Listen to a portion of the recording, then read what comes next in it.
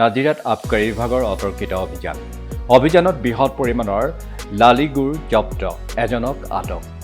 নাজিৰা মহকুমাৰ আবকাৰী বিভাগ আৰু ফ্লাইং স্কোৱাড দলৰ যুটীয়া অভিযানত বৃহৎ পৰিমাণৰ চুলাই প্ৰস্তুত কৰা গুড় জব্দ কৰা হয়।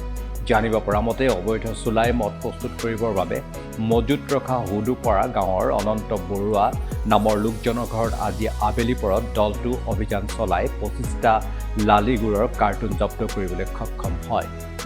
অভিযানকাৰী দলটোৱে আটক কৰা অনন্ত বৰুৱাৰ চিকাৰ উক্তি মৰ্মে নাজিৰা নগৰৰ মাজবজিয়াস্থ মেছাৰ্ছ তাহু নামৰ দোকানত দলটোৱে অভিযান চলাই 140 বেগ চুলাই প্ৰস্তুত কৰা গুড় জব্দ কৰা বুলি বিভাগটোৱে সংবাদ মাধ্যমৰ আগত সদৰি কৰে। লগতে আবকাৰী বিভাগে অনন্ত বৰুৱাক আৰু অধিক তথ্য লাভৰ বাবে জেৰা কৰি তদন্ত অব্যাহত ৰাখিছে।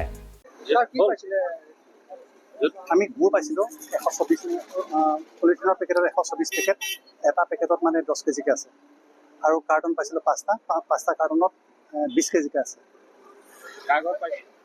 কৃষ্ণ চাহু। বেলেগত অভিযান চলাইছিলোঁ, আমি চুলাই বেপাৰী এজন ধৰিছোঁ। তাৰ নাম অনন্ত বৰুৱা। তেওঁ আনিছিলোঁ হুদুপাৰা পৰা। তেওঁৰ ঘৰতো গুড় পাইছোঁ। সেইখিনি আপোনালোকে জিম্মাত লৈছে নেকি?